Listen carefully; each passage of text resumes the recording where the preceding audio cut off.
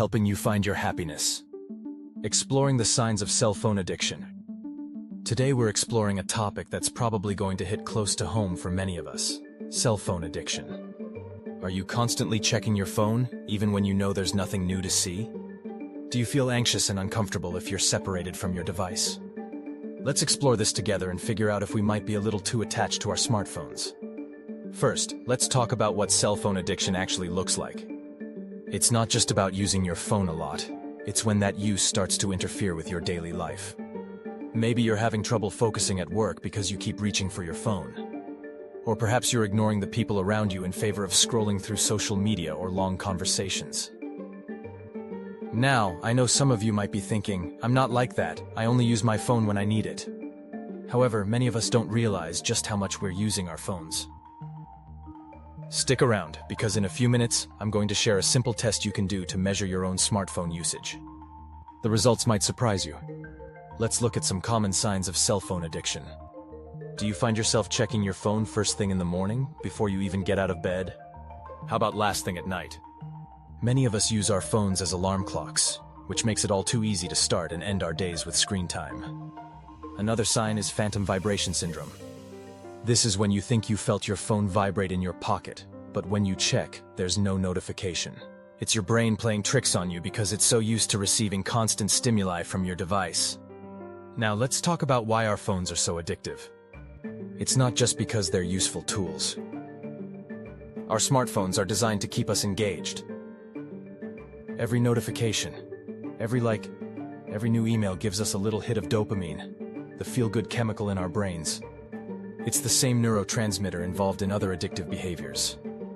A study published in the journal Frontiers in Psychiatry found that smartphone addiction activates the same brain areas as drug addiction.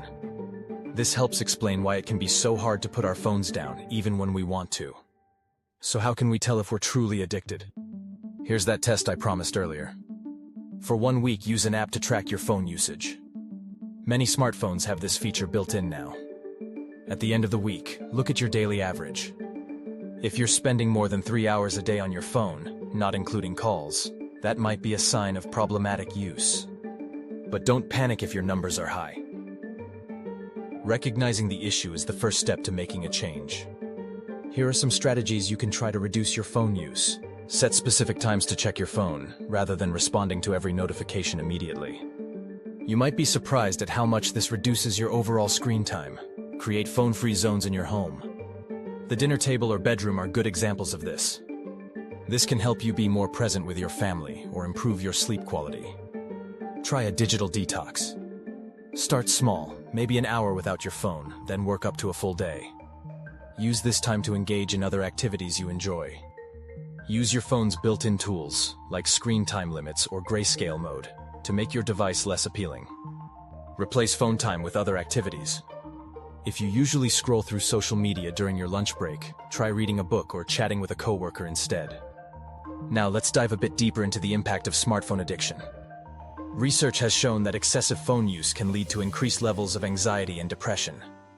A study published in the journal Computers in Human Behavior found that people who use their phones more frequently report higher levels of stress and lower life satisfaction. One reason for this might be the constant comparison we're exposed to on social media. We're constantly bombarded with curated highlights of other people's lives, which can make us feel inadequate or like we're missing out. This phenomenon, known as FOMO, fear of missing out, can drive us to check our phones even more frequently, creating a vicious cycle. Another aspect to consider is the impact of smartphone addiction on our cognitive abilities. A study from the University of Texas at Austin found that the mere presence of a smartphone can reduce cognitive capacity, even when the phone is turned off. The researchers suggest that the brain is actively working to not pick up or use the phone, which leaves it fewer resources to process other tasks. Let's also talk about the physical effects of excessive phone use. Many of us have experienced tech neck, pain and stiffness in the neck and shoulders from looking down at our phones for extended periods. There's also the issue of eye strain from staring at screens for long hours, which can lead to headaches and difficulty focusing. Now I want to address a common misconception. Some people think that as long as they're using their phone for productive tasks like work emails or reading news, it's not a problem. But the truth is, any excessive use can be problematic. It's about the amount of time and attention we're giving to our devices, regardless of the specific activity. Remember, the goal isn't to completely eliminate phone use. Our smartphones are incredibly useful tools. The key is to find a balance where you're in control of your phone use, not the other way around. It's also important to note that if you're really struggling with phone addiction, it's okay to seek help. Cognitive behavioral therapy has been shown to be effective in treating technology addictions. One final strategy I'd like to suggest is mindfulness. Practice being fully present in the moment, whether you're eating a meal, talking with a friend, or enjoying nature. By cultivating mindfulness, you may find yourself naturally reaching for your phone less often. In conclusion, smartphone addiction is a real issue that many of us face. But by being aware of our habits and making conscious choices about our phone use, we can build a healthier relationship with our devices. I'd love to hear your thoughts on this topic. Do you think you might be addicted to your phone? What strategies have you found helpful in managing your screen time? Leave a comment below to share your thoughts and ideas. Don't forget to like and subscribe if you found this helpful. And click on the notification bell so you get notified of our next post. Also, share it with your friends so we can bring you more ideas.